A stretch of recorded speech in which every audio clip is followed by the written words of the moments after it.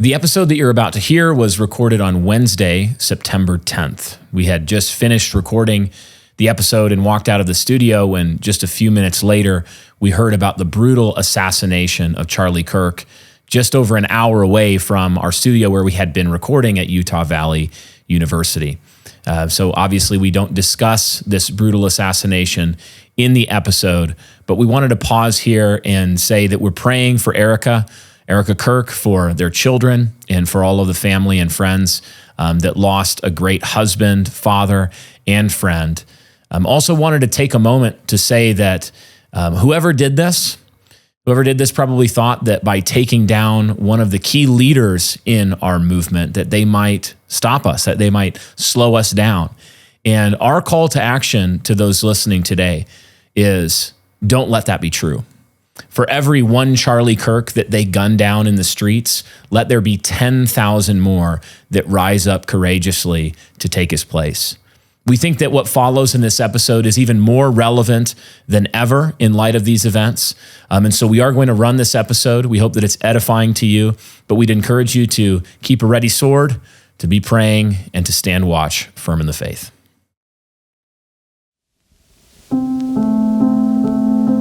As the tired sun faded at the edge of the horizon and a long day came to a close, a young husband and wife were going about their late evening routine in the rural countryside. The man, Johann, was a self-employed cabinet maker by trade, and in his spare time ran a small rental farm with his wife, Mariandra.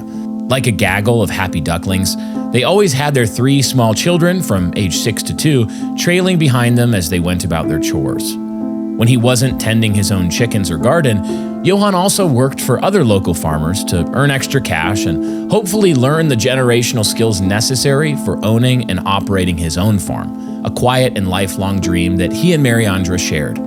They had been happily married for almost a decade, and after a hard September's day of work, were now settling down in their living room with their youngsters. One by one, with the TV providing background noise, they dozed off to catch some much-needed sleep.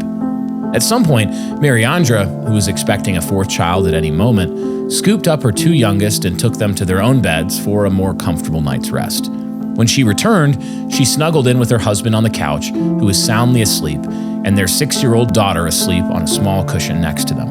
It was a picturesque scene, a hardworking family at rest, as the noise and sounds of an otherwise busy farm emptied themselves into the quiet hush of night. But suddenly, the stillness of the dark night was pierced by the staccato barks and growls of their dogs outside. Roused from her slumber, Mariandra tried to nudge Johann awake, but after she peered through the windows and saw nothing, she let him sleep. He said, barely awake, "It's probably just a cat." Having checked all the doors and locks, Mariandra felt reassured and in turn laid back down next to her husband in their 2nd-story living room. She heard one of their youngsters walking down the hallway, or so she thought, coming to see what the commotion was all about. Except, instead of a toddler, she heard the action of a shotgun being worked. By the time she bolted straight up, she was staring down the barrel of a gun, and behind that, 2 black men. In a moment, she realized what was happening. Panic and adrenaline shot through her veins, and any thought of sleep fled. Mariandra screamed hysterically. In an instant, Johann was awake, and their daughter too. The armed black robbers demanded money and valuables. Johann, trying to calm them, said they could take whatever they wanted and told them even where to find the most expensive possessions in the house. He told them where the car and the keys to it were. Still calm, he said, "Take whatever you want, but please don't hurt my family."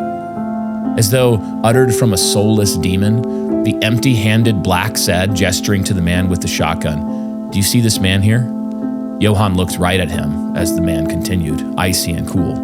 "This man is a killer, and he's here to kill you." In an instant that could have been a split second or an eternity, gunshots rang out in the farmhouse night, ripping Mariandra's world apart.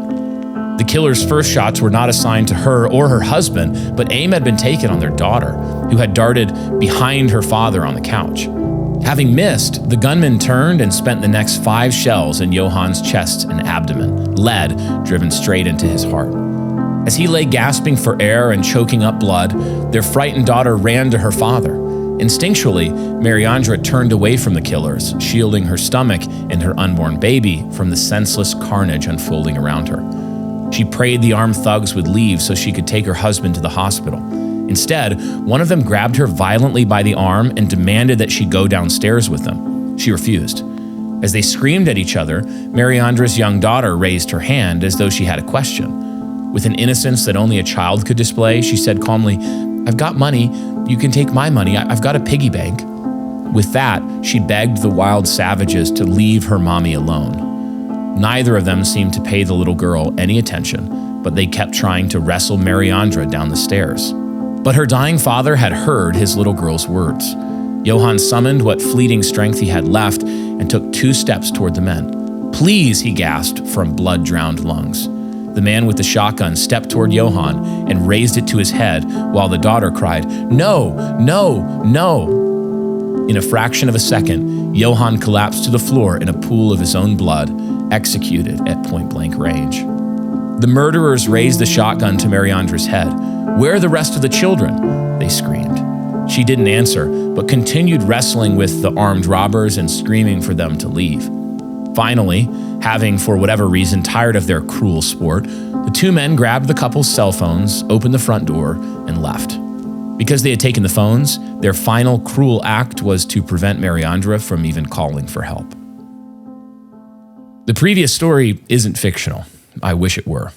I even wish that, not being fictional, it was at least an outlier, a crime so rare as to turn the heads of the world.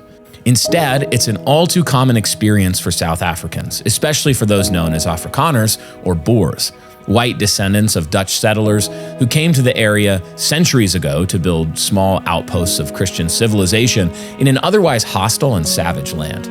Johann Hunes was one such descendant, murdered on his small rental property on September 30th, 2016. His wife, Mariandra, was 9 months pregnant when it happened and would deliver their 4th child, AJ, shortly after her husband was killed. Farm murders aren't an uncommon or new phenomenon either. In fact, they've been an ongoing reality since apartheid ended in the early 1990s and Nelson Mandela's political partner, Peter Mokaba, started singing "Kill the Boer, Kill the Farmer" at political rallies for the African National Congress, or ANC, the party that Mandela headed. While the West portrayed Mandela as a hero, he was in fact a Marxist terrorist leading a bloody revolution against Christendom, and with it, white men. He was aided in his efforts by globalist Western powers, including Jimmy Carter, who sought to bring gay race communism to every corner of the world. As he did in Rhodesia, Carter actually supported communist guerrillas in the effort to turn a once prosperous Rhodesia into the genocidal hellscape of Zimbabwe. Mandela's wife, Winnie, was well known for her endorsement of brutal tactics used against political enemies.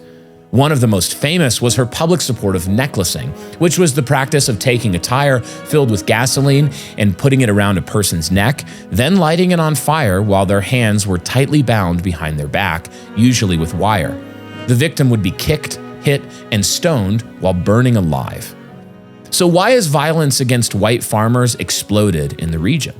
Because Mandela and his political descendants have pushed for it repeatedly and specifically over the years without apology. Mokaba ran the ANC's youth league, ANCYL, for many years, and this is often the most radical element of the party, before the presidential role of the ANCYL was passed on to Julius Malema in 2008, a disciple of Winnie and Mokaba.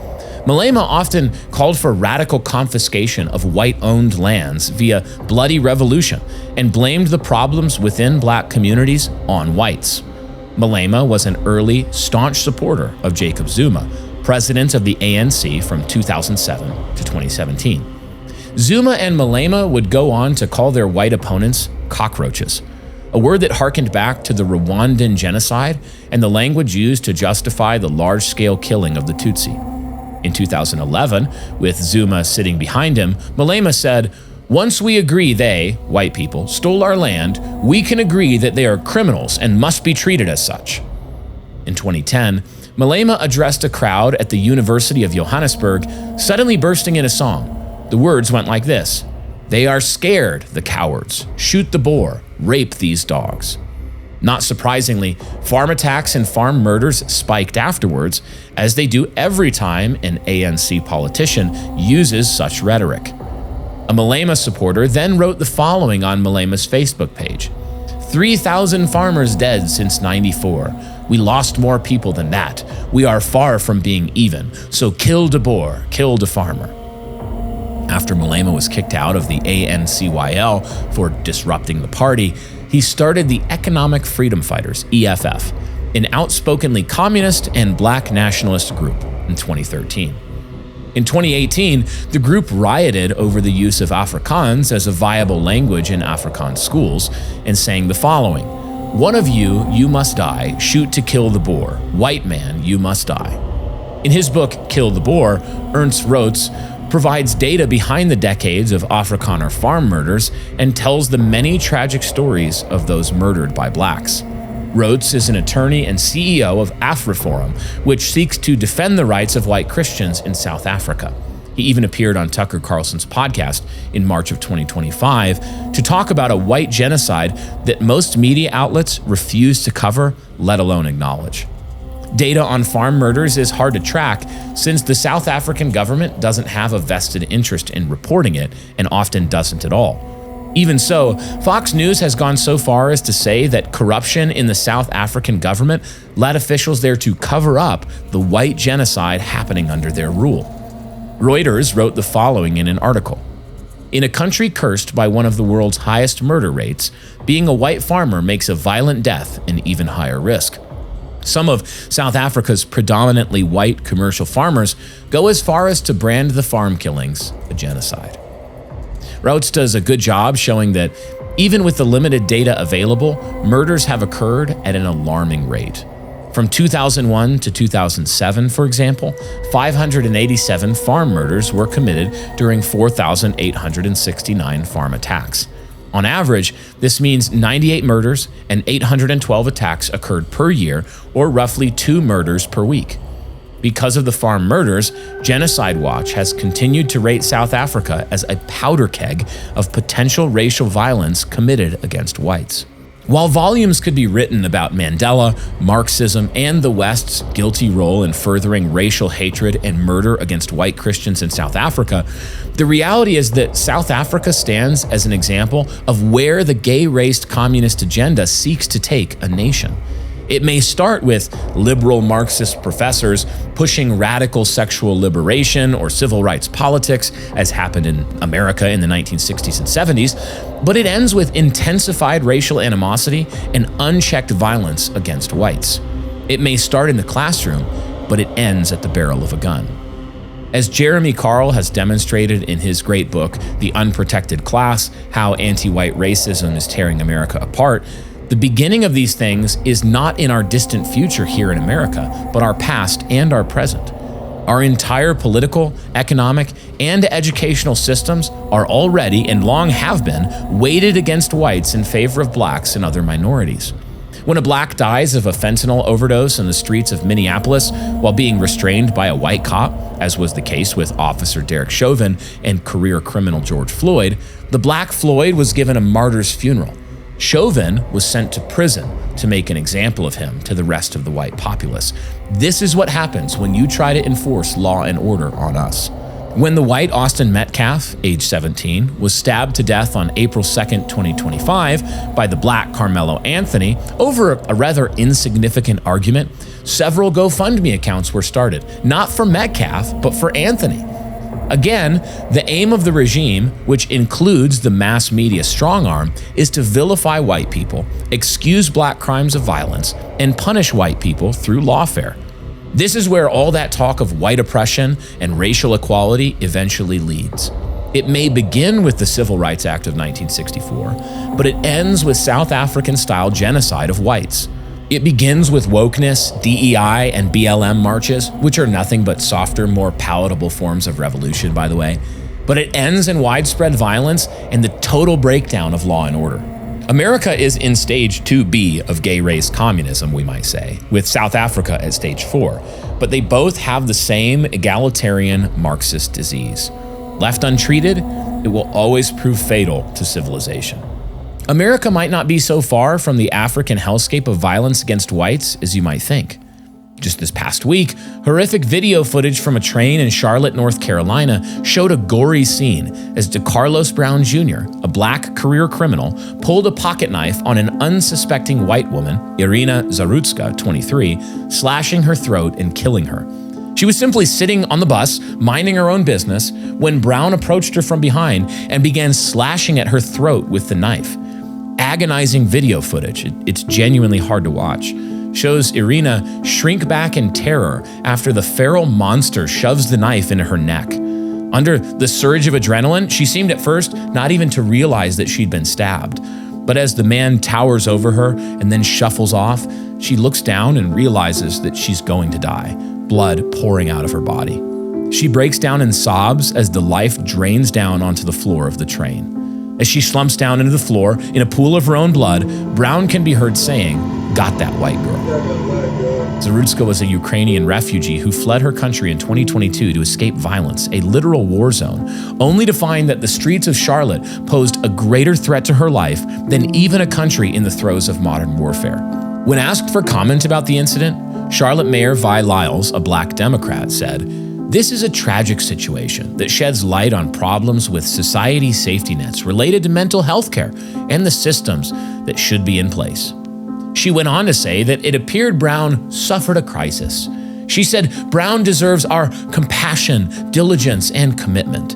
Finally, she added, "We will never arrest our way out of issues such as homelessness and mental health. We should not villainize those who struggle with their mental health or those who are unhoused. They are more frequently the victim of crimes and not the perpetrators." Lyles was rightly eviscerated on social media for her callous comments, which actually made it seem like Brown, not Zarutska, was the real victim in the unprovoked and horrific slaying. As Aaron McIntyre has said, however much you hate journalists, you don't hate them enough. The same could be said about a great number of politicians, especially those presiding in a major urban area. In the days following the incident, with major media outlets totally refraining from covering the story, it became clear that unless Musk had bought Twitter and loosened the screws on the gay-raced communist censorship machine, we, the public, likely wouldn't know of this brutal murder at all. How many other Irinas have been brutally murdered by feral blacks in this country? How many of these stories have they suppressed? As a case in point, unless you think this was an isolated incident, on September 6th, 2025, it was reported by 1819 News that retired Auburn professor, 59-year-old Dr. Julie Schnell, a white woman, was dragged and then stabbed to death by a black man, Harold Rashad Dabney III, in a park where she liked to walk her dog and run. Dabney then stole her vehicle, after which he was quickly apprehended and charged with capital murder. Again, national news all but ignored the story, most likely because it doesn't fit the elite's preferred narrative of white oppression. This kind of violence against whites is the natural and inevitable result of decades of intensifying rhetoric from the regime about white oppression and the alleged victim status of blacks. It's what happens when anti-white policies are institutionalized and propagandized by a media elite that wishes for the downfall of white Western Christian civilization. From kindergarten to college, our young people have been indoctrinated to hate the white race, to consider the white race the chief villain of history, and to despise their own forefathers. Meanwhile, we're taught to ignore the shocking and besetting sins of racial groups like blacks, who make up less than 13% of the population, but commit 54% of murders on an annual basis. In a tragic rendition of Hans Christian Andersen's The Emperor's New Clothes, we're all catechized to deny what our eyes see. The emperor, in fact, is naked, even as CNN applauds the splendor of his apparel. But what happens when we start to see the racial realities in their stark nakedness? What happens when they're set free for the public to witness? What happens when cracks start to form in the big lie? What we see is that America has a racial problem, and the incident with the girl on the train seems to be something of a breaking point. Many Americans are waking up to the lie of the civil rights era that was supposedly to usher in racial equality, but instead brought exactly the opposite: more violence against whites, more discord, more dysfunction. There's something about the footage from Charlotte. There's something about watching a young white woman bleed to death on a train, black criminal hulking over her tiny frame, that seems to have unleashed millions of whites in America to finally start telling the truth about black culture and black violence. More people are willing to say what our elites forbade us from even thinking. Blacks have a violence, rape, murder, and fatherlessness problem. Many of them, at astonishing rates, act like brutal animals. White people aren't the oppressors. When it comes to violent crimes and many other social evils, they're actually the victims. As Matt Walsh recently pointed out on his show, young black men in America are probably the most violent group of people on planet Earth. Statistically, a white person is 30 times more likely to be killed by a black person than the other way around. In 2019, there were roughly 560,000 violent interracial incidents between blacks and whites. 470,000 of them, or 85%, were black on white violence.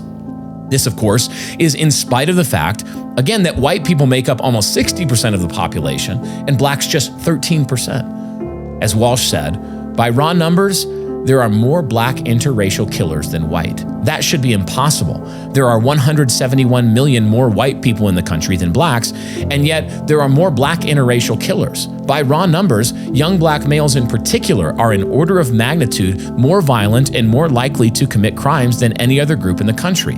Black men are 5 or 6% of the population. They commit the majority of murders in the country.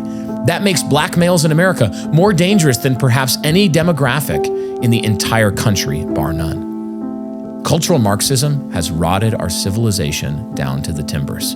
And though we don't have gulags, we also don't need them. As Diana West says in her book, American Betrayal, quote, "Today, turning one individual into an example seems to be all that's necessary to keep the citizenry in line," end quote. Hence the years-long lawfare waged against young white men like Kyle Rittenhouse or Daniel Penny, the New York subway hero who subdued a black passenger to prevent him from doing what happened to Irina Zarutska. Heroes are punished by our legal system, and villains like Carmelo Anthony or George Floyd receive national adulation from a liberal media apparatus. The villains are often lionized online before the blood even dries on their hands. What can be done? We do well to hearken to the words of Alexander Solzhenitsyn, who wrote in his essay, Live Not by Lies, that the simple step of a courageous individual is not to take part in the lie. Let your credo be this: let the lie come into the world, let it even triumph, but not through me. As Solzhenitsyn said, first, we have to identify the lies we're being told. And second, we have to refuse to participate in them, no matter the cost. The starting point, as he rightly pointed out, is to identify our own personal agency in the propagation of lies. We aren't just victims here. We are responsible for our own thoughts, our own words, our own actions. So for those with the courage to act, with the courage to be hated and opposed and reviled as racists and all of their other most cherished epithets, the question is simple. Which lies do we start with? Perhaps we start with the civil rights movement. The big lie of Marxist egalitarianism that race and culture and behavior and sexuality were all social constructs, all infinitely malleable lumps of societal goo ready to be formed on the potter's wheel of globalist elites. Or the idea that all races are morally, socially, and in every way equal. We're told to be colorblind, which primarily turned out to mean ignoring the obvious traits and behaviors of different races. It meant pretending like they were all equally righteous. We were told to judge men of color by the content of their character, not the color of their skin. But then we were forbidden from actually doing the former, from actually judging black men by the content of their character again and again. We were lectured by Barack Obama about how white people wrongly profile black kids in the hood, about how black parents had to have the talk with their children. As Pastor Joel Webbin recently pointed out, however, the talk that needs to happen is between white parents and their children. Don't take public transit in a majority black neighborhood like Charlotte or Chicago or Atlanta. If you're driving through East St. Louis, which you shouldn't, lock your doors and get out immediately. You're likely to get stabbed to death. Yes, you should definitely recognize the color of their skin, especially if they're black men. Webbin is, of course, alluding to the 2012 article that led to the firing of author John Derbyshire from the National Review. The title was The Talk, the non-black version, where Derbyshire made a similar point. This bit of wrongthink cost him dearly at the time, but not because he was incorrect or even unkind or unreasonable in the article. No, he was canned for violating the blasphemy laws of gay race communism. We were told that Christian civilization was the real villain, with its hierarchy and social order and outdated moral codes. It sought to turn the so-called oppressors, white Christians, into the oppressed by legally, socially, and economically crushing them. It used the government Leviathan to do its bidding. It told this story over and over again in the press, in the classroom, and in the courtroom. Minority crimes would be excused, white crimes would be vindictively and unjustly punished. As Diana West wrote, we have become heirs to a false and hollow history, unwitting participants perpetuating and entrenching many, many lies as we take our places in a secretly subverted pageant and never know it. The church too has imbibed the big lie about gay race communism. Pastors proudly shout for open borders, all while changing their social media profile pictures to black squares in a show of solidarity with subversive communist groups like Black Lives Matter. Many of those pastors, like Matt Chandler, closed their churches during the pandemic, but proudly marched with BLM. Figureheads of denominations like Ligon Duncan in the PCA publicly apologized for decades of their own unseen racism. Church leaders have become mouthpieces for everything from pandemic lockdown enforcement to DEI propaganda. Like Chandler, many pastors passed over more qualified white pastoral applicants in favor of blacks with less qualification. Chandler proudly bragged about his church's quota-based hiring from the pulpit, a clear violation of James' warning against wicked partiality. Why? Because he was courting the approval of coastal elites. Because he was eager for their applause, eager to show the elites just how in step he really was with the egalitarian Marxist agenda. America's pastors are nothing more than modern-day Pharisees clothed in the self-righteous garb of Marxist woke ideology. These modern-day Pharisees love to build monuments to the dead prophets, even as they zealously persecute the living ones. For example, from the pulpit, they will profess Paul's righteousness when he says this to Titus. One of the Cretans, a prophet of their own, said, "Cretans are always liars, evil beasts, lazy gluttons. This testimony is true." But they would crucify someone who said this. One of the blacks, a prophet of their own, said, "Blacks are always violent, evil beasts, lazy thieves. This testimony is true." The pulpit is supposed to be a clarion trumpet for truth, not a propaganda machine for lies, and yet every time it expounds the virtues of egalitarian racial ideology, it perpetuates the lie. And liars, Revelation 21:8 teaches us, go to hell. Be honest. A part of you is probably uncomfortable to hear me say what I just said above, but not because you think the parallel between American blacks and the Cretans of Paul's day is unjust as a lawful generalization. No, your discomfort comes from your innate cultural programming, that part of you that has been trained not to see, not to say, and never to resist the propagandist's pen. So what are the solutions to this problem? You have to begin with this. There are no easy ones. The solution is going to require the enforcement of law and order. It will require the execution of many thousands of violent criminals. On this point, Toby Keith and Willie Nelson were right in their song, Beer for My Horses. Grandpappy told my pappy, back in my day, son, a man had to answer for the wicked that he done. Take all the rope in Texas, find a tall oak tree, round up all of them bad boys, hang them high in the street for all the people to see. Public executions are a starting point. Instead of making an example of the Daniel Pennies of the world, worse should be done to the DeCarlos Browns. What about wicked politicians, judges, the government officials who allow a man like DeCarlos Brown to be released over a dozen times back into the world with his head still attached to his shoulders? As my grandpa used to say, a lot of people need killing. The solutions are not easy, and they're not just one thing either. But there is one thing that we must begin with above all, and that is the truth. Speak the truth, and so break the spell. Like the good Puddleglum of Lewis's The Silver Chair, stomp your foot into the embers of the witch's fire, fill the room with the stench of burnt marshwiggle, and so break the laugh spell of her lying tongue. The lie is only as powerful as the fear that enforces it. Are you afraid? Are you afraid to speak the truth aloud? Start there.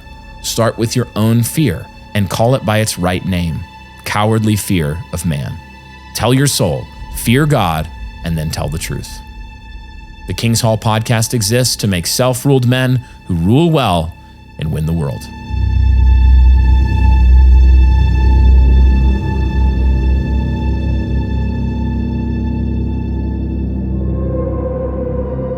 Well, welcome to this episode of the King's Hall podcast. I'm one of your hosts, Eric Kahn, joined today by Brian Sauvé. Brian, I have to say, after listening to that cold open, I have a mixture of, well, less like playfulness, more like rage, sadness. Rage and despair. Rage and despair.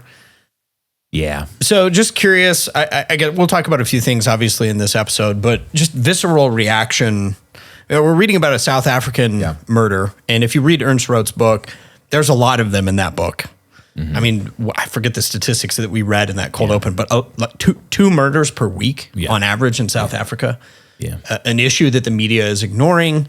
The West is actually, in many ways, helping support and prop up the blacks and the ANC in South Africa, who's done a lot of the damage. And really committed what could amount to a genocide, which is hard to tell because we don't know the full numbers. Yeah. You read about that. You read about the Ukrainian woman on the train. Just visceral reaction from you. What? Man, I mean, if I hadn't read that cold open aloud already before we recorded it, it'd be very hard to get through parts of it. I mean, you have to like turn your heart off to even say some of that stuff out loud. The little girl, trying to appease these violent black criminals with her piggy bank while they're killing her father in front of her. It's just absolutely horrific. And it makes you mad, justly angry, and justly, filled with a righteous hatred on so many levels, like the people themselves who are doing this, but also the rulers who essentially created the environment where it happens, allowing it to continue to happen without justice. It's just, some of the basest evil. Yeah, and it's not, as we found, as doing research and over the years reading about these sorts of issues, it's not just even that this stuff is being allowed, but actually you've got people like in South Africa promoting it. Oh yeah, celebrating. We saw the same thing in 2020 with the BLM riots, where it was basically being cheerleaded by the media. They're like, these people have every right to be rioting. Yeah. But it is interesting, like with the video footage of was it Irina? Was that her first name? Irina Zarutska, yeah. But in her case, like they were actually trying to withhold the video footage. Yeah. The 17-year-old white kid who was killed in Texas. Carmelo Anthony, They still won't release the footage. Yep. Meanwhile, we got, George Floyd footage immediately, 24/7, every media news channel.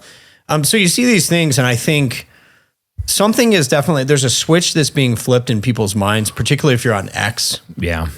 Where people are saying, essentially, I think people have had enough.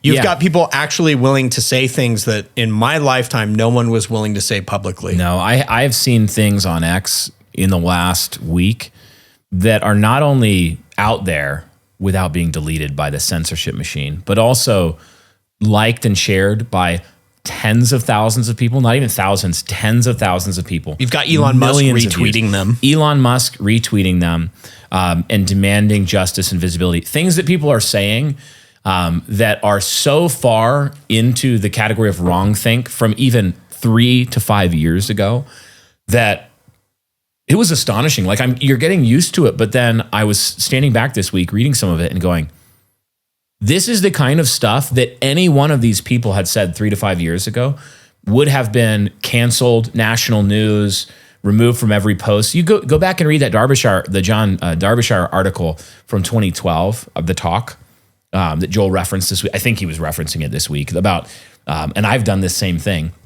Had this talk with my children. Like if you see a group of people like this, of this demographic in Utah, it's actually more like if you see a group of Hispanic gangbanger looking guys. But if you see, basically a group of minorities in this part of town, this area at the Walmart, don't stop the car. They're not driving yet, but you don't stop. You don't escalate. You try to get out of there as quick as you can. The best defense is avoiding these situations altogether. We've had these talks, but that article got him completely banished I mean, he was canceled everywhere from the National Review. And if you go read it, it's like the most mild article. He like goes out of his way to talk about how, of course, it's not everyone. There are individual blacks who are this and that and neurosurgeons and blah, blah, blah. And you're going to have, but the law of large numbers kicks in. You're going to have these experiences, son, daughter. So be ready for them. Well, it's interesting, even with Irina, that there were a lot of black people I saw on TikTok and on X who were saying, hey, just word to the wise for white people, like you should not be riding public transit with black people like that. So even black people are saying, I can see with my own eyes, that's not a good environment to be in. Oh yeah. There was a tweet that was going around today and this week that was actually from several years ago, where it was some liberal white woman making fun of conservatives, saying conservative, like it must be wild to be a conservative. Imagine being scared to ride the bus.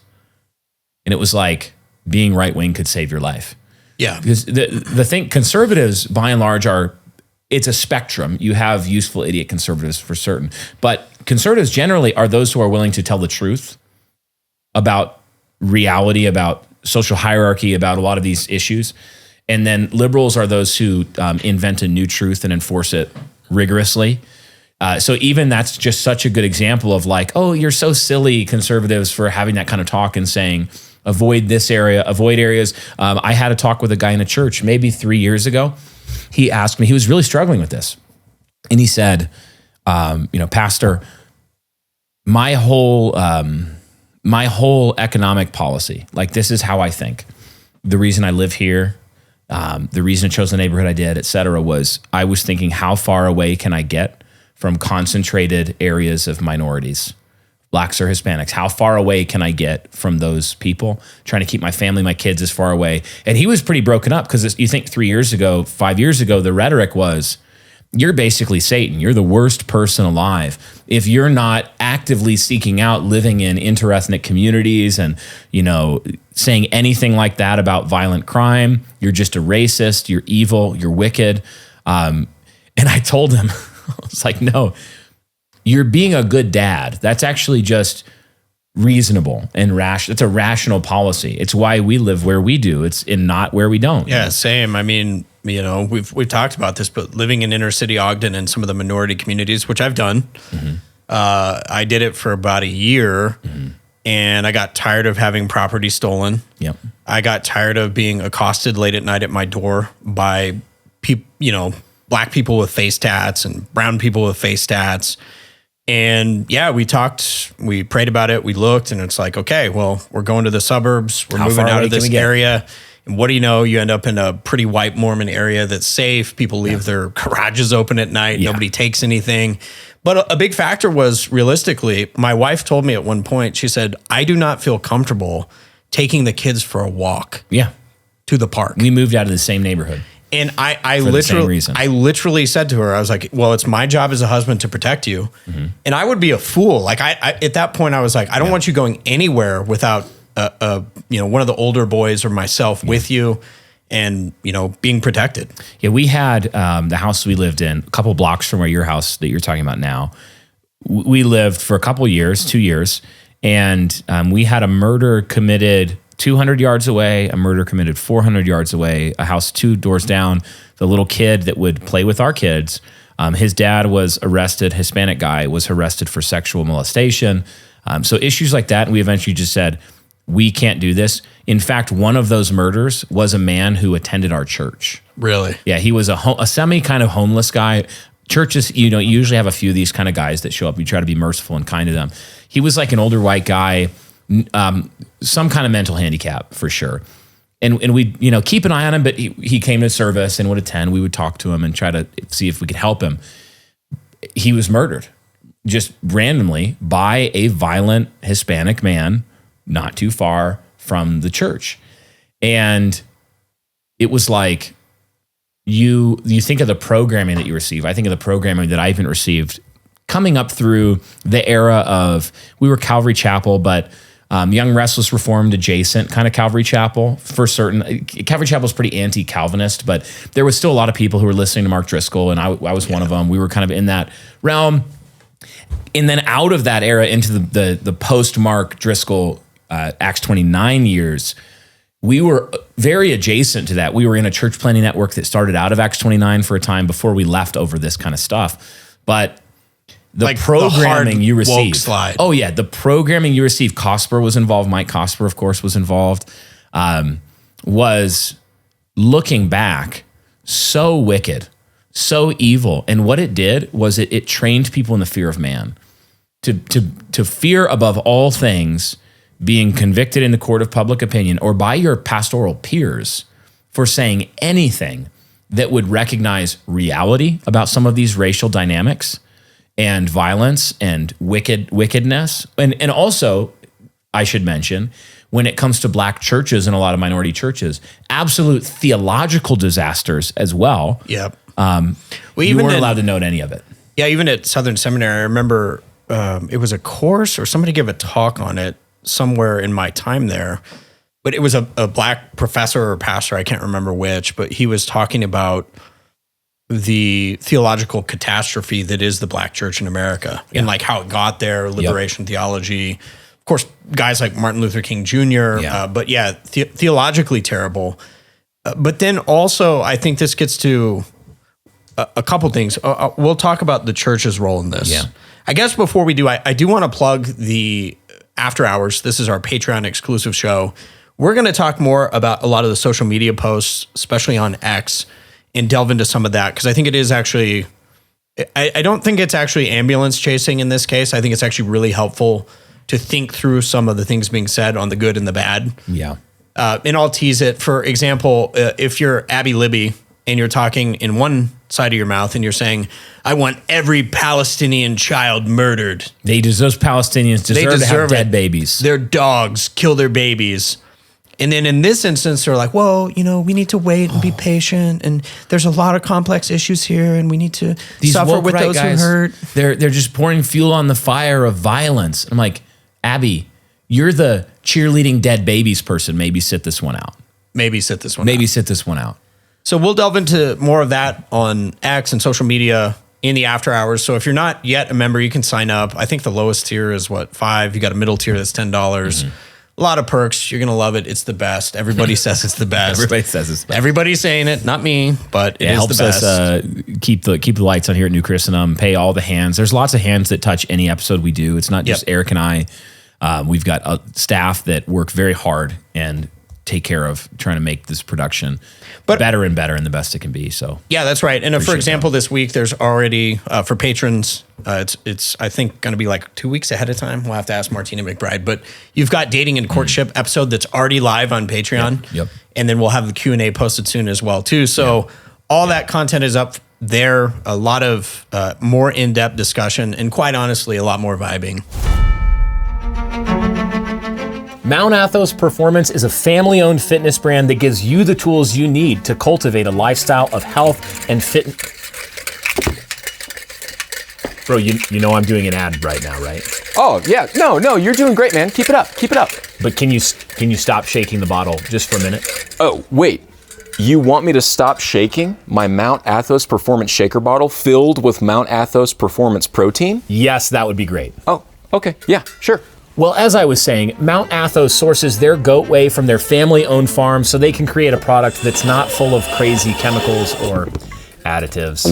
Oh, yeah, dude. You can tell this is the good stuff. I'm drinking this goat so that I can get goated. Oh, yeah. Well, they have products like protein powder, creatine, supplements for your mind. There should be one for sleep somewhere. Head to athosperform.com and use code NCP20 for 20% off your order today.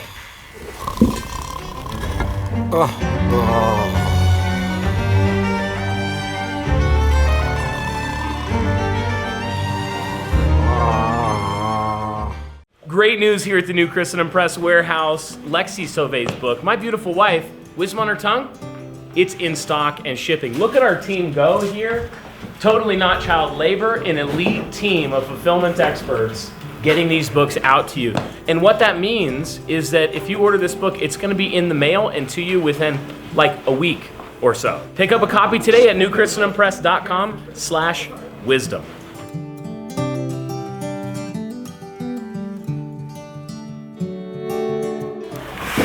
We're killing it right now. Okay. We're gonna keep on dancing. A lot more vibing. The vibes are high. It's hard to vibe right now because I'm so disgusted, angry, sad.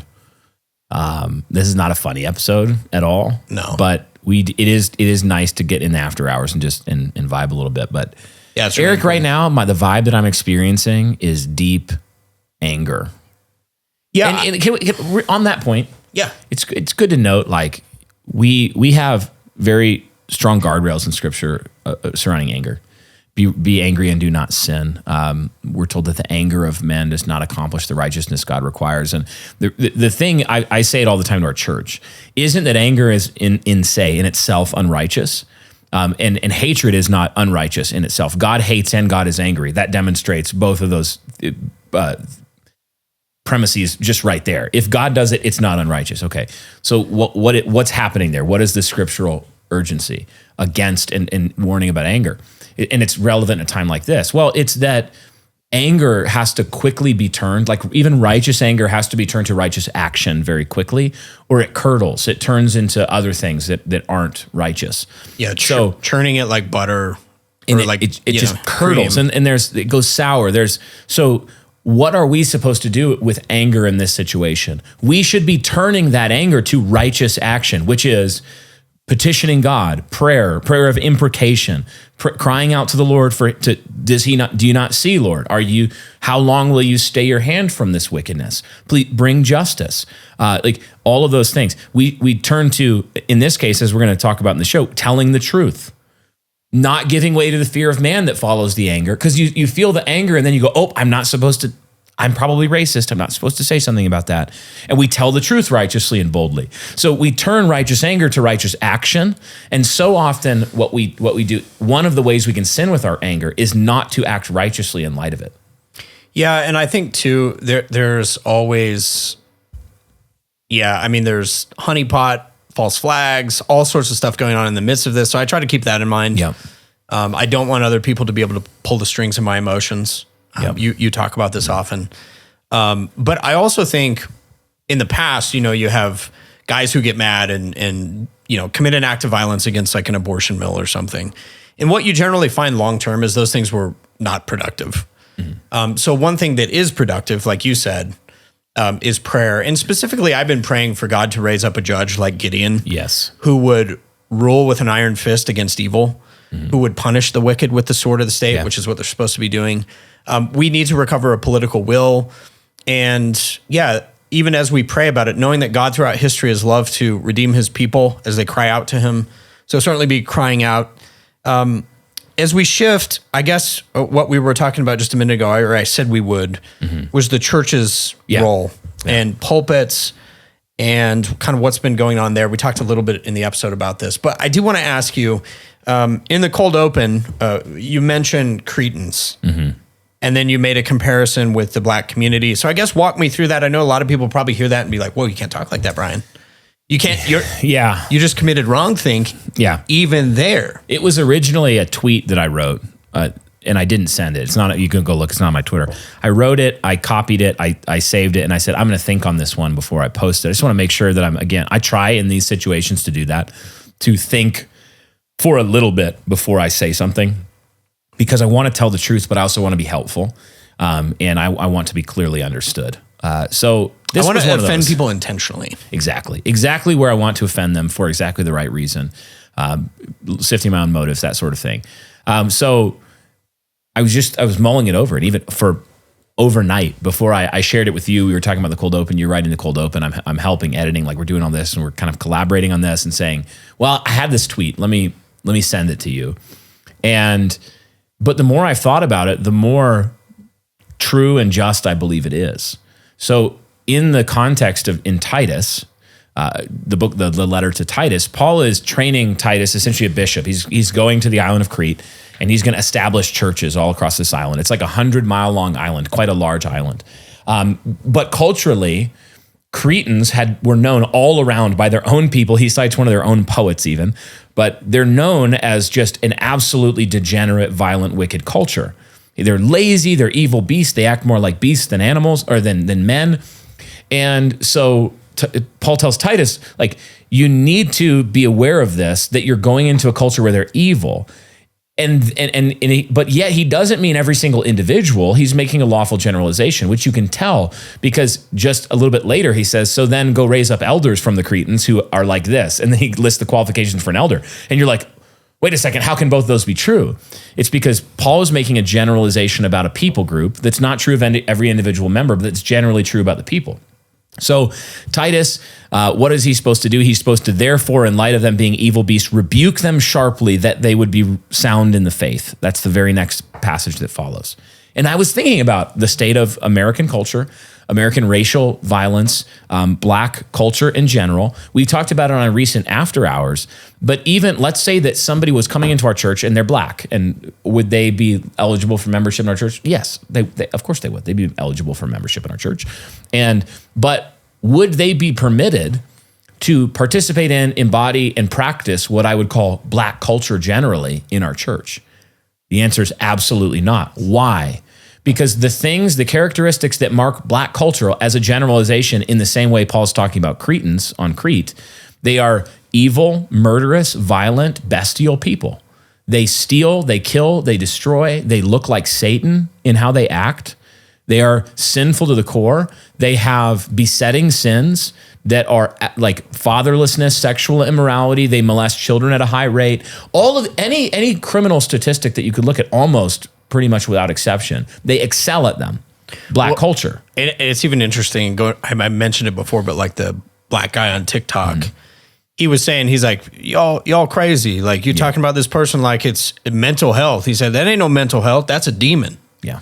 So, I mean, a lot of people are seeing that. Like, this behavior is demonic. To walk up to a black girl who's just minding her own business and cut her throat. A white girl, yeah. Yes, yeah. A white girl. Either, but yeah. And to cut her throat. Because she's white. Because she's white, and be like, yeah, we got that white girl. We got that white girl. And when you think about it, you look at that culture and you say, what are the besetting sins and characteristics of it? And then you say, could somebody come in a lawful church membership embodying that culture? No. They have to self-consciously repudiate that culture. They have to leave it behind, repent of those sins. And not every individual practices those sins, but they could, by no standard, embody those practices and come into membership in our church. Of course not. So when we make this generalization, one of the purposes of it, one of the points of utility for it, is for black people who do not embody that culture to repudiate it, hate it, and also for policymakers to make the kind of political movements and in terms of law and order that would usher in the change over time of that culture. One of them would be something like, I tweeted about this, the law of Moses in Deuteronomy 21 concerning a rebellious child. If 5 to 6% of black, I think it's something like 5% of black males are murderers. Think about that? Yeah, 5% of young Africans are committing the bulk of the murders. So if you had 100 black men in a room, even just, I think specifically, if you had 100 black men in a room, 5 of them would have committed murder, which is a lot, quite a few. One, as Matt Walsh pointed out, the actual number of blacks who are committing murder is more than whites. Right. And whites are significantly greater. 60% compared to 13% of percentage of the population. Yeah. So if you take that, and then you took a law like Deuteronomy 21, which is a just law that God enacted through Moses. The law was that if you had a rebellious son, you have a child they're coming up into their manhood and they're rebellious, they don't listen. He lists some characteristics and even though they're disciplined, they will not turn. He says the fathers to bring them out into the town square. This is a rebellious son, and then they stone him to death. They kill him. And an armed robber would certainly be one of those. Oh, absolutely. Armed robber, all the ghetto culture. Violent crimes. Basically, take ghetto culture, it would describe this to a T. If you did that over 3 generations, how much violent crime would you have in the 3rd and 4th generation? Much, much less. What we've done instead is we've actually, with unjust weights and measures, we have wildly penalized whites for even virtuous acts in lawfare. And we have done everything because liberals have appointed blacks to positions of power and they're practicing ethnic and racial in-group preference.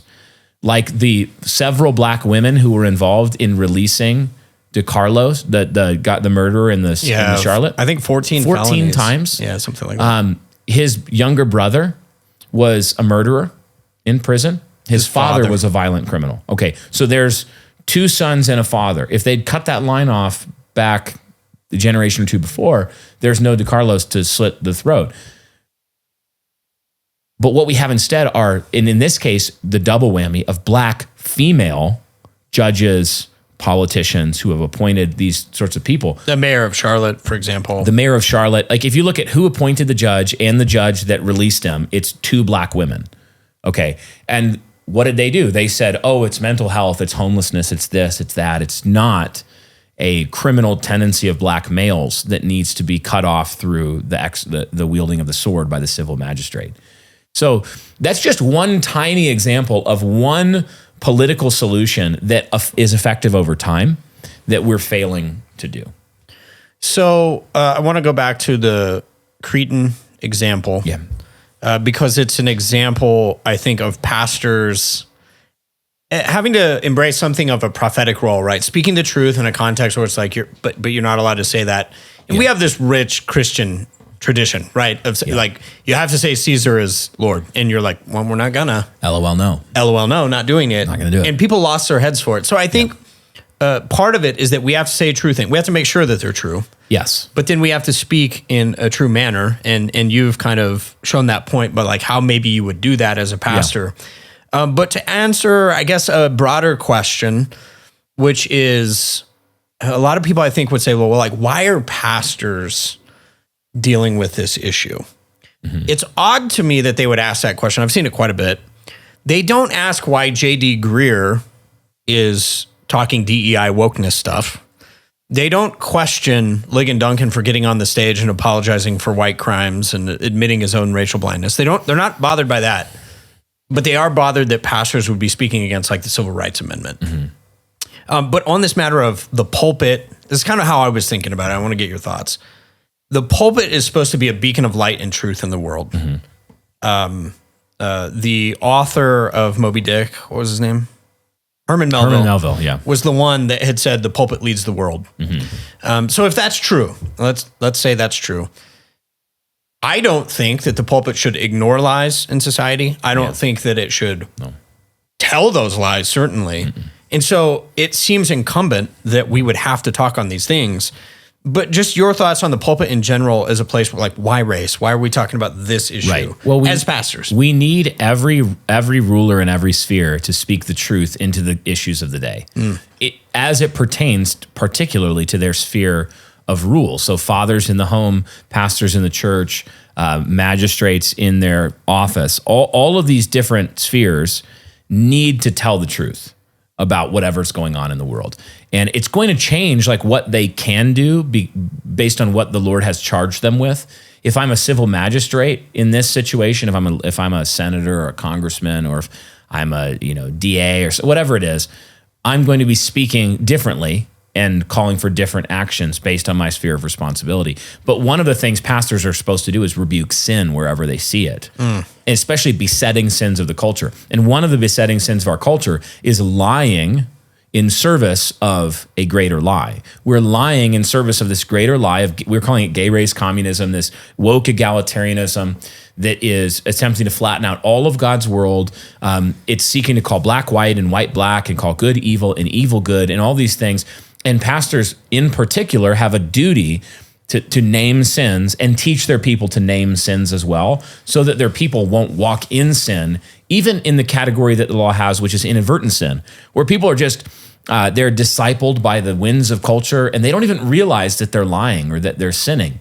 So many of the boomer generation, for example, would be wildly uncomfortable with all the things that we just said in this episode so far, but not if you press them because they can demonstrate the falsity of them, but because they have an instinctual programming to think I'm not supposed to say that, right?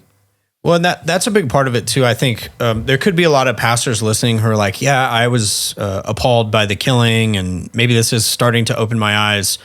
One thing I do want to plug, we'll talk more about in the after hours as well, is sort of a reading list. Because there's kind of a string of things that you have to start understanding. Before you can speak the truth, you have to know the truth. And so I think, we'll talk about them more there, but maybe a book like The Age of Entitlement, breaking down what Civil Rights Amendment actually was, what it did, how it was grossly unjust. Mm-hmm. And it's really what ushered in all this DEI wokeness, the stuff that you think of now. Misunderstood by most of the population at the time, Civil Rights Act. I mean, just lots of problems. Yeah, people didn't understand it. So I think for pastors, I would just encourage you. I've even had this experience with Joel, our friend Joel Webben, quite a bit, where he'll say something, and I'm like, ooh, I don't know. But then I'll think about it more. I'll do some of the reading. And I kind of find myself in this place a lot where I'll say, that's a really uncomfortable thing to say and think. Kind of like with the Cretan comment. Uh-huh. And then you think about it more and you go, I think there's at least some truth there. I think that some of these things are actually true. Not endorsing absolutely everything, of course, but just I think being willing to understand that there are people saying things right now that might make you uncomfortable. But by nature, the role of somebody in doing prophetic truth-telling is that it's going to make the bulk of people uncomfortable. Mm-hmm. And so another thing I would tell people, we talk about this all the time in our own church, just from pastoral, is like, if you see something that somebody you otherwise respect and think very highly of says, and you're immediately offended, one of the instincts you have to cultivate is to say, okay, let me think about that more. Maybe I can talk to them. Maybe ask some other wise people what they think. Yeah. Before we, I think before you jump on the train of like slamming, disassociating, whatever. I think we're just in a time where there's a lot of upheaval. Mm-hmm. It seems like the civil rights era, which actually, we mentioned the book, Diana West's book, American Betrayal. This actually goes back to World War II. This is why World War II history is so important. FDR had communists throughout his organizations. Yes.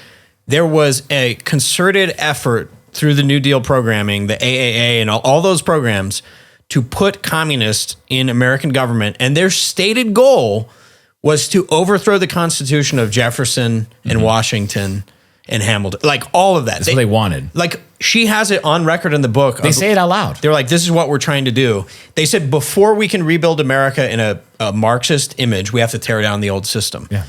What Americans don't realize today, like, especially if you're like a Fox News watching conservative, in your mind, you're like, but we still live under the first Constitution. We're a constitutional society. And what we're trying to say is, no, you don't. No, you live under a second Constitution that is formally inaugurated with the Civil Rights Act of 1964. Again, the Age of Entitlement demonstrates this. It actually actively undoes it's not just in addition to, it actively undoes and subverts the original constitutional order intentionally. It's by design. This is not an accident.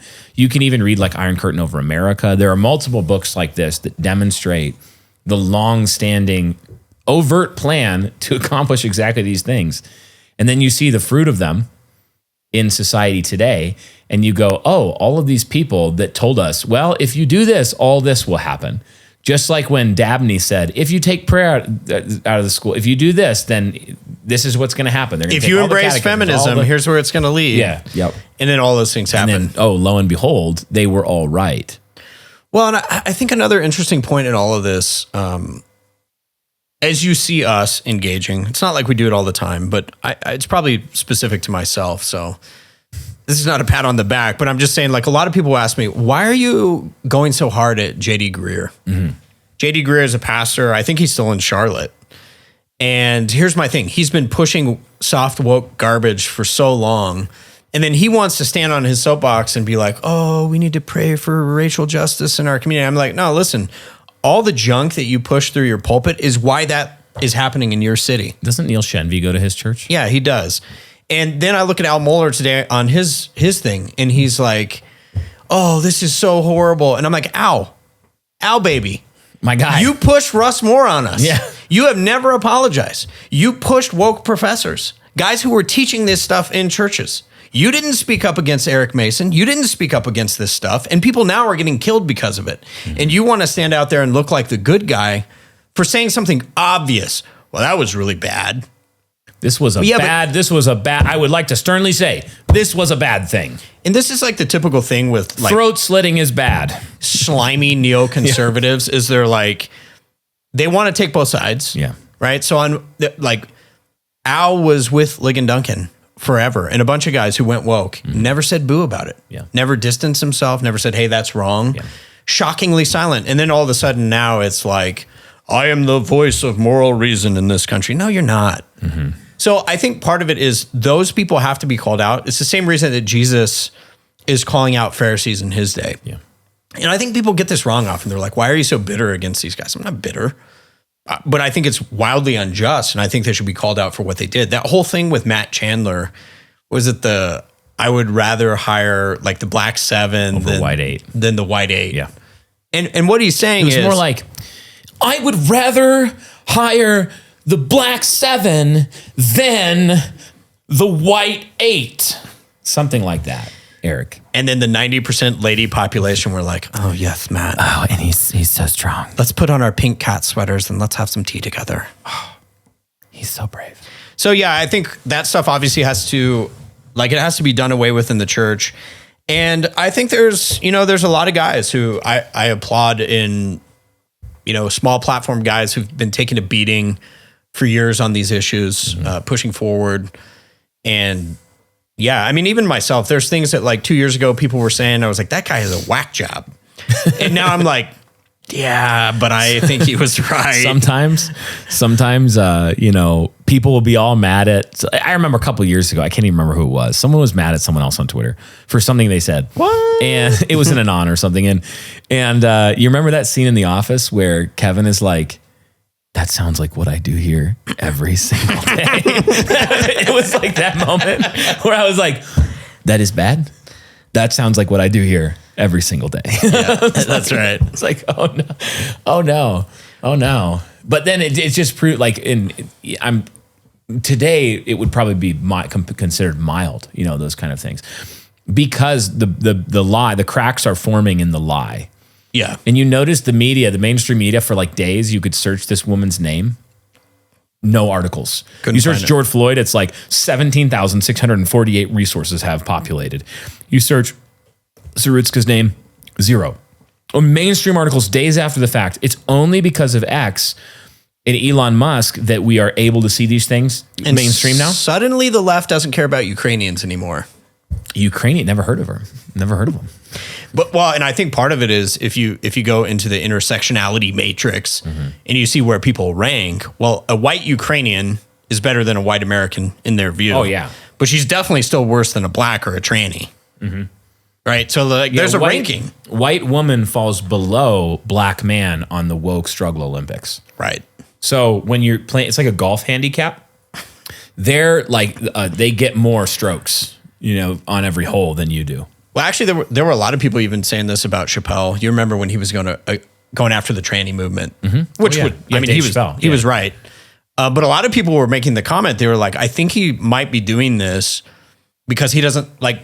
They used to have a higher ranking in the system, and then another group is taking over, and so it's like. So he's like, you're not taking my slot. There's competition. Whether or not that's true, I don't know the actual motives there, but.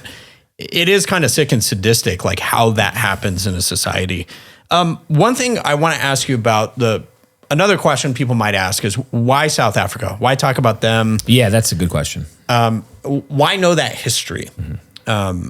And we made a comment, which you said in the cold open, but it's helpful to see where a disease is after it's metastasized. Mm-hmm. Where it's going. This is sort of that thing in grade school when they're like, these are your lungs after 40 years of smoking. Mm-hmm. And they were trying to tell you before you take up smoking. Yeah. So in America, we've been smoking. We've been smoking 8 packs a day. 8 packs of wokeness a day. Yeah. But I don't think we're quite as far along, but I don't know. Some of the violence recently, Alabama, 1819 News reporting this doctor just getting stabbed to death while walking in a park. I mean, I've been to Montgomery, and anybody who's been there, my first visit there, I think it was like 10 a.m. on like a Tuesday morning. There was like a 300-pound black woman walking naked down the median, like screaming at people who weren't there. And I said to my friend, I was like, what is going on? And he's like, welcome to Montgomery. Now you're thinking like, why is this happening? Like I was there for a week and I think there were 2 murders in Montgomery, very near where we were staying. So anyway, you look at all that and you said like, I don't know, maybe some parts are actually getting there. We just aren't told about all of them. Mm-hmm. It's very violent. Yeah. But still helpful to see like what the end game for the gay race communist is. Yep. What are they trying to accomplish in the end? So your thoughts, I guess, just why South Africa? You could read about Rhodesia. Yep. Why Same know your story. history about those things? Yeah, you nailed it. It's like for the same reason that if you're diagnosed with, I've got lymphoma, I need to know what stage 4. What are the symptoms if it spreads? What is it going to look like? And also I need to understand that some of these things are fatal, so that I'll take them seriously and take the course of medicine. You think about cancer treatment, and I know some Bright Heart listeners are going to be like, go. Not like the analogy I'm about to use, but chemotherapy is not pleasant, right? It's very painful. It kills a lot of good, like there's all sorts of bad side effects, but they give it to you because the thing that you have will kill you. So you have to do this unpleasant thing. And so much of the solutions to what we're talking about, even the mere act of telling the truth, requires us to embrace unpleasantness and to basically say, I will not be silenced by the shrill shrieking of a liberal Karen. So that, why? Because I look forward at South Africa. I don't want my wife to watch me murdered, gunned down. I don't want my family to be raped and killed. I don't want gun confiscation to have, have you looked at the graph? The gun confiscation convictions or opinions by race? Hispanics, blacks, whites? Hispanics and blacks, are you more in favor of gun control or less? Hispanics and blacks are like way disproportionately in favor. You go over to whites, it's like 43%, 67%. Whites are not in favor of gun control. And the point is, as soon as they get in charge and they have the majority, they're going to take your guns, and you know what happens after that? You get gulagged. That's what happens next. People scoff today and they say, you're all crazy, you're all accelerationists, you're all insane, you just love this sort of thing, this isn't going to happen. It's like the nothing ever happens people. Man, I'm telling you what, if you had told someone from 1955 in America exactly what 2025 America would look like, they would have been appalled. Someone who predicted exactly this state of affairs in 1955, what is that, 70 years ago? And you said, this is what's going to happen in 2025. This is what it's going to be like. They'd be like, you're crazy. You conspiracy theorist. There's no way that's going to happen. Well, and you also tell the truth because that's where it's headed. Yeah. And I also think too, watching out for myths. So one that, false narratives. So you read the real history of, what is now Zimbabwe, Rhodesia. We say Rhodesia.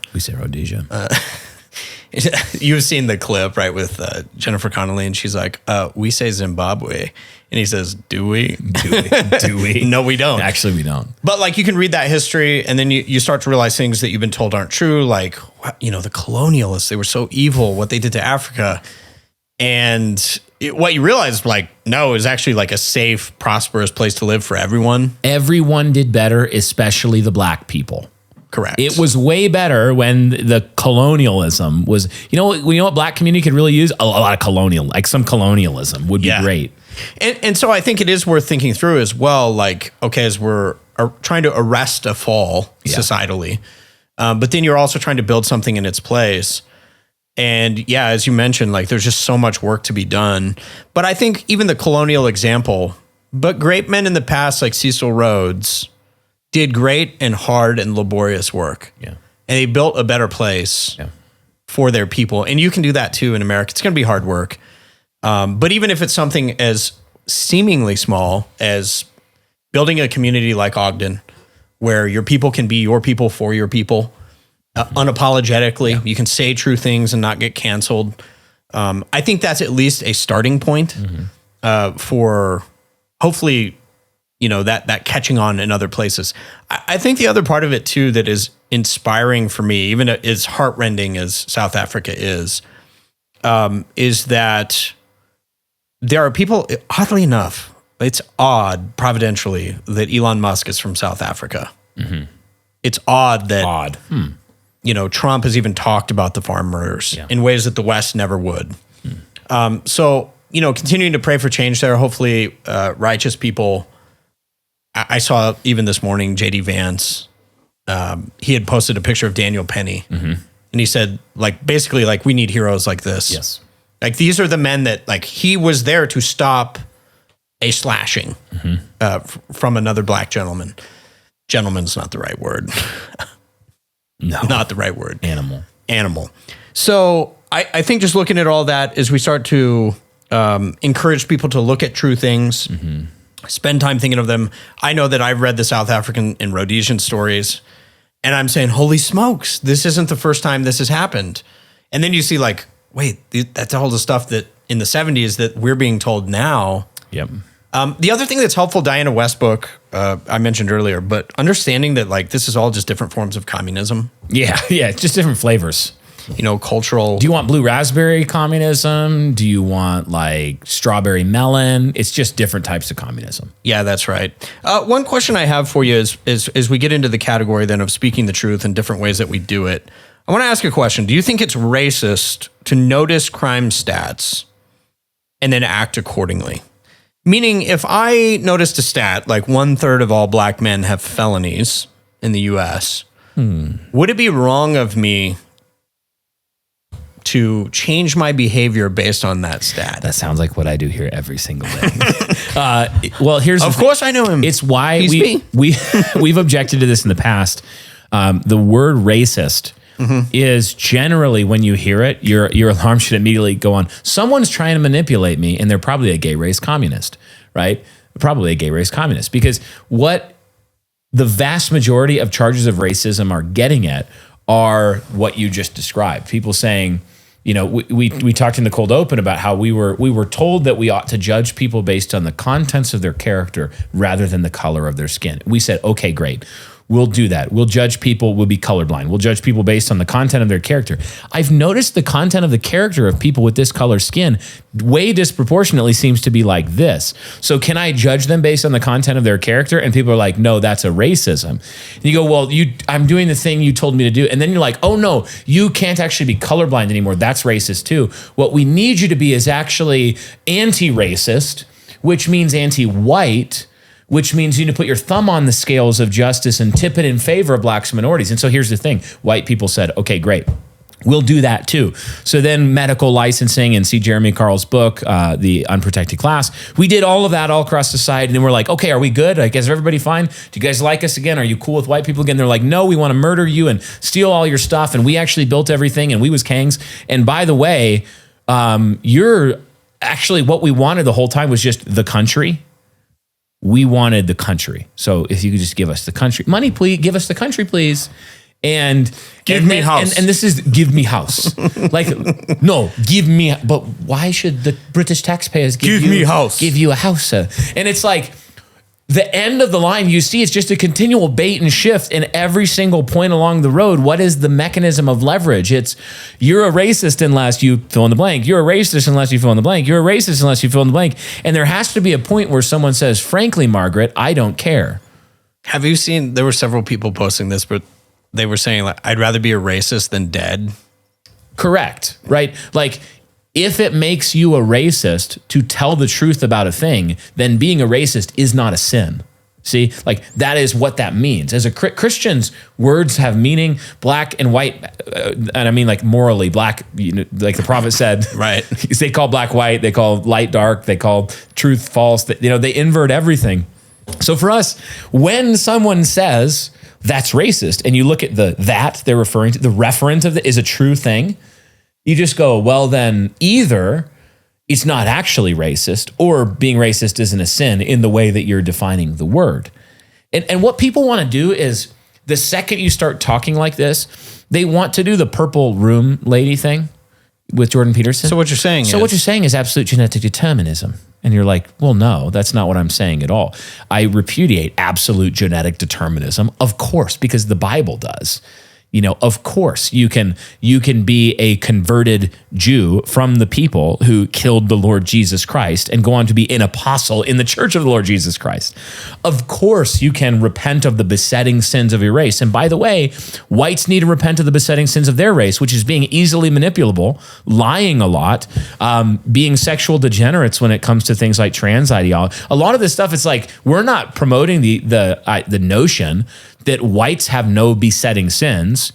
We tend to simp for liberal culture. It's a besetting sin of whites. What they want to do, though, is they want to say, well, you're just insert worst possible, most caricatured, ham-fisted thing. And you say, no, actually, no, let me explain my position with nuance and with truthfulness. And they say, no, they'll never even want to have the conversation. They want to label you, polarize the issue, and dismiss you. And that's why we have to say, I don't care about your outrage. I could not care less that you disapprove of me. I could not care less that you think that I am insert negative psychological word, because I know it's true. I'm just telling the truth and living in light of it before God and men. That's what I'm doing. Yeah. So we need to recover the will to look at that sort of, frankly, childish manipulation and say, oh, you think that of me? I don't care. Anyway, yeah, and then move on. Yeah, that's exactly right. One of the things, it just happened while we were recording, so it's kind of poignant. I have a friend sending me screenshots of a message he was sent by his session. Oh, good.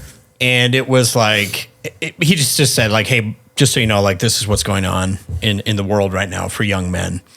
But basically it was like, we noticed some things you said on X about the killing. And I know what the things that were said were, and it's in the ballpark of what we're saying. Mm-hmm. But basically, like, now he's got elder meetings. We're deeply concerned about your rhetoric. Come to my office. This was something I think recently, I can't remember who said it, but they were saying, look, the reason young men are being ostracized right and left by the church for thinking any of the things that we've talked about. And I'm just wondering what advice you would give to a lot of these young guys who are about to have session meetings or about to be in trouble because they said, maybe they retweeted Matt Walsh. Matt Walsh has been going off. Good for him. And good for him. Yeah, yeah. But and by the way, like all of the Matt Walsh tweets, I retweeted one and said, just so everyone knows, this is the moderate position. Yes. This is moderate.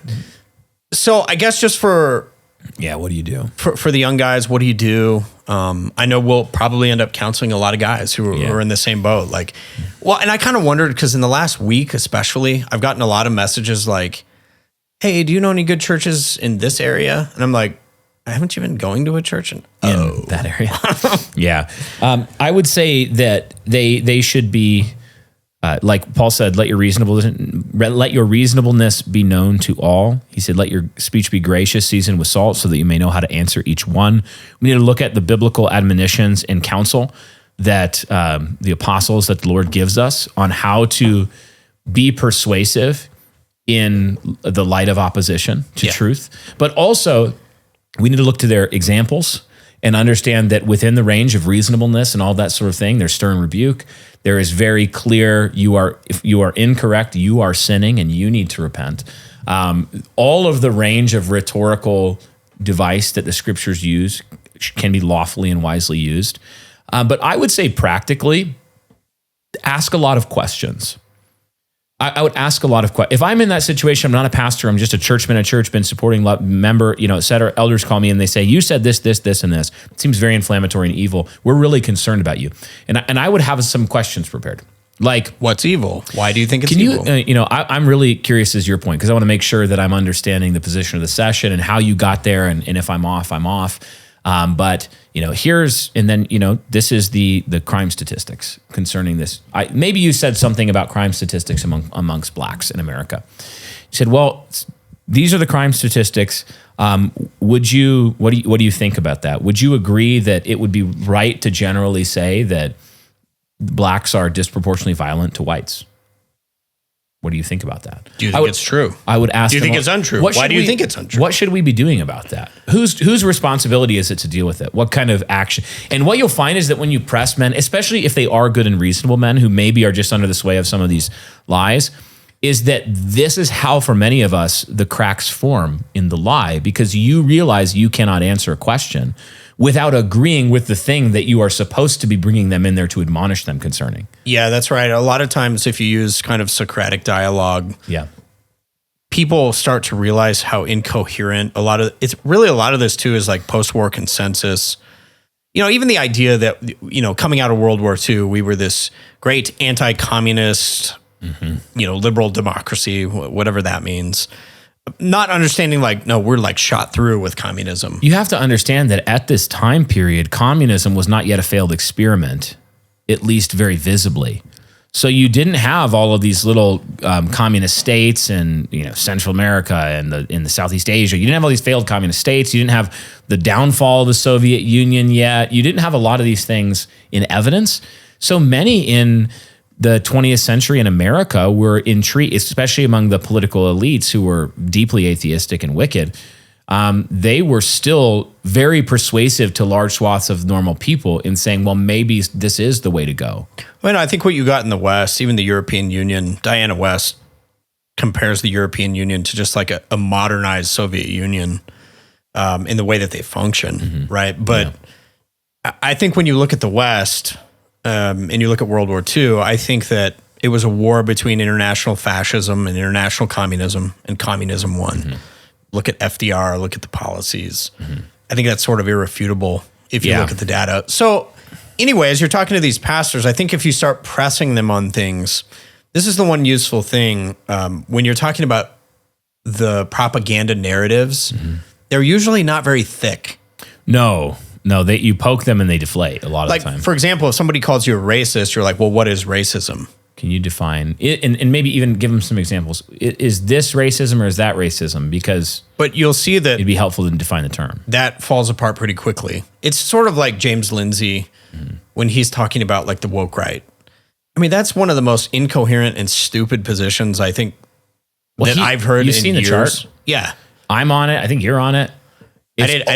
I didn't make the list. You didn't? Oh, well, this was Milo Yiannopoulos. He posted it. Yeah, it was all of the people that James Lindsay has said are woke right, and he's tweeted at me, another woke right, and the list is basically literally every faction of conservatism, from like Fox News conservatism to the MAGA people to the Christian nationalists to like, it's such a broad group that if all of these people really are woke right, then woke right is the most meaningless term ever in the history of ever. It's just a useless term because it describes no particular referent. It's just everybody is woke right. Even, there's some good historical works. Stanley Payne is a current historian. You can read his biography on Franco, but he has a short book on fascism. And, I started reading that because I was thinking like, you hear that all the time. Like, this person's a Nazi, this person's a fascist. Yeah. And even then, the term was so loose. It was basically like a group of people opposing communists. I'm like, am I a fascist? Are we the baddies? But it's kind of it is kind of funny when you actually dig into it, because here's a term that we're trying to ruin people's lives with. Yeah, and we can't even define it. But this goes back to the Joe Sobran thing about the label anti-Soviet. Yes. If you're the accuser, you want a loose label. Yes. You want people smeared on loose labels. It's not a benefit to you to carefully define your terms. No, because you're not trying to win an argument. You're trying to put a gun in someone's face. And there's a difference between those two things. You're not trying to win a nuanced argument of ideas. One other thing I would say, in thinking, I totally agree with that, in thinking about these churchmen running into issues, and I know everybody can't move. I understand that. But I would say this, don't build your empire on rented land. I would say to people, it is so important, if we're going to win, we have to have friends. You have to have people who have your back. There's a reason that like we started New Christendom Press and didn't go try to work for Crossway. Yeah, or does this make sense? Publisher, yeah, or existing publishers, because we knew the minute we do, we're going to get kicked out. Or they're going to have boundaries and rules that we don't even know where all of them will lie in future issues. No, And that's the thing, is that you think you're aligned with people, and you are for 8, 9, 10, 12, 15 steps. And then on the 16th step, all of a sudden they're like, I'm going left and you're going right. Die. Well, and I mean, you even look at denominational things. The PCA has gone after a number of good men and pastors over really stupid issues, just for espousing historical positions of the Presbyterian Church in the South. But, in terms of racism get thrown around. What's funny to me about the PCA, somebody like Zach Garris will be Daniel Pennied. Right. He'll put under trial. He'll have charges levied against him. There'll be a kangaroo court. It'll take years of his time. It'll sap his energy and mar his name forever. What's the charge? Well, Zach's like, I think the people who founded the PCA were right about some things. That's the charge. Yeah, and meanwhile, people like Greg Johnson who are like, I'm sexually interested in men. Or Mosaic Church. This week, one of their pastors goes Roman Catholic, and they let him preach and administer the sacraments. Refuge Church has even recently been much sterner with members apostatizing to the Roman Catholic Church than the PCA with one of their ministers. Yeah. I mean, so this whole thing is like, you have to understand that whole gay race communism has infiltrated denominations. And people often ask us like, well, why aren't you part of one of the historic Reformed denominations? And I'm like, do you have eyes? Have you looked at them? Like, you say you wouldn't make it through season, episode imagine, 2 of season 1 of the King's Hall. Can you imagine how many charges would be filed to the OPC or PCA? And they get to the first meeting and they're like, first of all, is this a joke? Is Ashton Kutcher about to jump out and yell punked? Because there's no way. You guys know there's no way, right? Like the hilarious thing is that the what I would call the coastal elite version of Reformed Christians, like the Tim Keller, but also like the Miles Smith IV, that guy, like he has an air about him when he would turn his lofty gaze upon such miscreants as us that would be like, oh, I am appalled by these fundamentalists. And he's from the South. I don't know why I'm making him British. But it's like, it's the same kind of slander charge with other fundies. They're a bunch of fundies. They're backwards. They're weird. They have weird practices. Blah, blah, blah, blah, blah. And I'm always like, get your house in order. These same people they would have this air of superiority to people like us who are outside of these denominational mechanisms, genuinely not because we're opposed to Presbyterian government or because we're opposed to the existence of large denominations. Like, trust me, I would love to see them flourish. I'd love to see the PCA be great, or the OPC, or in NAPARC churches or whatever. But so often, they are just so astonishingly, hilariously incompetent and so obviously ruled by women that no red-blooded Christian man would look at them and say, you know what? I'd really like to join that. The ones I know that even think about joining are in them now. They're who are red-blooded men. They're like, we've got to fix this thing. And if we can't, we are going to be kicked out before long. That's the attitude. Yeah. And I respect and applaud those men. But it is rich to get, snooted down upon by these guys when their own denominations are absolutely full of this kind of gay race communist sentiment. Yeah, and I think, everybody's going to have a different providentially place the Lord puts them, let each man live as he's called and, fulfill that calling. But I also think one of the calculations I made was, okay, I can spend the next 20 years, 30 years of my life, my best years, fighting the system. Yeah. Or I can just go do the thing I want to do and actually make progress in the ways I want to make progress. Yeah. So I think people have to consider that as well. And be thinking through it. I guess just in closing, we've got really people continuing to think about the stabbing on the train, stabbing in Montgomery. I think it's actually in Auburn. As you're thinking through those things, you talked about some solutions. Certainly on the political side, the state has to learn how to wield the sword. It doesn't seem like any of that's going to happen anytime soon. Corrupt system. But for the average church guy, you're thinking through us as a church. What can we do? Yeah. As you think through that, as you think through the average churchman, what sorts of things would you be pointing mothers and fathers to do? I mean, I would be telling them to be wise and to be crafty and to not put themselves in situations like this. To tell your wife, your children, you do not take public transit. You get them as far away from communities like this as possible. I would tell men your goal should be to make enough money that you can escape these places. Just straightforwardly, I would tell men that. Work hard, start a business, work at an existing business, whatever it takes. Invest well, work hard, get out of these places because your family's not safe there. And not only are they not safe from the inhabitants, they're not safe from the government, who, if you find yourself in a situation where you have to shoot somebody in self-defense, just expect to go to prison. Why would I choose to live in a place like this? I wouldn't. I absolutely wouldn't. I would move. I'd be out of there as quickly as I possibly could. So I think people need to be thinking strategically on that level. I think people, number two, need to be telling the truth on an individual level. We can't go out and enact public policy change on our own, but we can tell the truth. And enough people telling the truth is how public policy changes, how national sentiment changes, how popular movements begin, politically speaking. So speaking the truth is not disconnected from political action. It is political action. Yep. Right? We need to be thinking that way. And that really, for most people, those are the two levels where this is going to work. Those, personal propriety and safety, and then speaking the truth. Those are the main two levels where most people, but support voices that are telling the truth, rally behind them.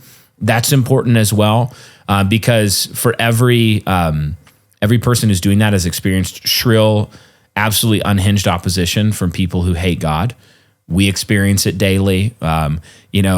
Just even in the last 3 to 6 months, some guy, threatens some big expose on me and all this stuff and accuses me of all these false charges and like literally criminal acts. And then it turns out like 2 weeks ago, find out that the guy himself is like addicted to porn for 20 years. His wife leaves him for adultery, fired from a bunch of jobs because he's a freaking liar and like all this stuff. Like enemies like that are a dime a dozen for us and for people who are in positions like us. And imagine now people with even larger exposure, platform, et cetera. So you need to actually rally behind those voices that are telling the truth publicly. Yeah, I think investing your dollars in the things that you believe in. And I would even say just a huge thank you to our Patreon supporters. Yeah, seriously. We couldn't do any of this work without you. I think, and I mean this from the bottom of my heart, like we have been canceled. Yeah, completely. We would not be able to make it. Yes. If it were not for the listeners who give of their hard-earned money to say, hey, no, we believe in what you're doing. We support you guys. Yep. For everybody who's come to the conference or bought a book, you're helping support the work that we're doing. And I really genuinely believe in some small way, we've had influence in these, by God's grace, in these different areas that, it's funny. It's like the Elijah Schaefers of the world, these guys who have big platforms, who've reached out, and different guys in that community, right wing, who have reached out to us or to Joel or to other people and said things like, "I need to know Christ. How do I do that?" Yes, and you're like, "Wait, somebody with an almost million person following, wants to hear from a Christian pastor. Tell me about the Lord Jesus Christ. How to follow Christ and lead his family in a godly way." Even Tim Pool. Yeah. He's had me on. He's had William Wolfe. He's had Doug Wilson on recently. We talked for hours after his show about Christ, about the gospel, asking good questions, listening attentively, like a guy that reaches millions of people and influences the national conversation.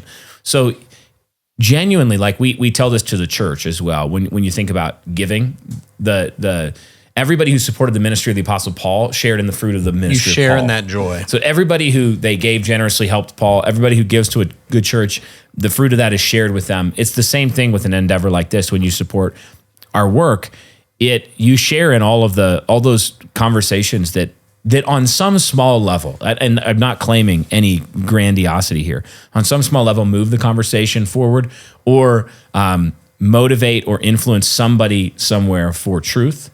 Especially for Christian truth applied boldly in the needs of the day, you share in that fruit when you support that work. So thank you for that. I don't mean to answer the question like how do we solve the problem by becoming a patron of New Christendom Press. It's not actually what I meant, but we do need to tell the truth, support people who are telling the truth, and beyond that, we just really need to leverage to coalesce into a potent political entity, and then exercise the will to change within our nation. This is why, by the way, the enemy is so set on convincing all conservatives that any kind of action like that, especially if you say like white Americans, you should be mad about these policies that are specifically unjust to you as white Americans. What do they try to get you to do? Oh, that's sinful identity politics. I can't do that. Well, do you know what they're trying to do? Yeah. They're trying to make one of the rules of the game, you can't play the game, and if you do, you lose. What is politics? It's groups getting together and exercising their collective power as a group for the sake of some end. So they're basically telling you you're not allowed to play. You can't be political is what they're telling you when they tell you that. So you need to completely disregard the identity politics, woke right, you're a right, like all this stuff. You just need to completely disregard all of that. That's worm tongues. Those are worm tongues whispering in Theoden's ear. Where was Gondor when, who Gandalf Stormcrow coming to bring the bad news? People say that, these shock jocks, they're just coming to bring bad news. No, we have to do that activity because that is what political activity is. It's getting together in a group of people in a political entity and lobbying for your interest. That's what politics is. And we should be doing that as Christians for the earthly and heavenly good of the citizens of the United States of America. Yeah, that's really helpful. Well, Brian, it's been a good discussion. Of course, we do encourage people to join us in the after hours. Just would encourage people as we close, be courageous, speak the truth, know the truth, do not lose heart. I know it is disappointing, it's disheartening to see these crimes happening around you, but the Lord is good, the Lord is faithful. Protect your people, act like men. And I'll steal a line from the Hard Men podcast. You better stay frosty. Stay frosty, festinolente, make haste slowly.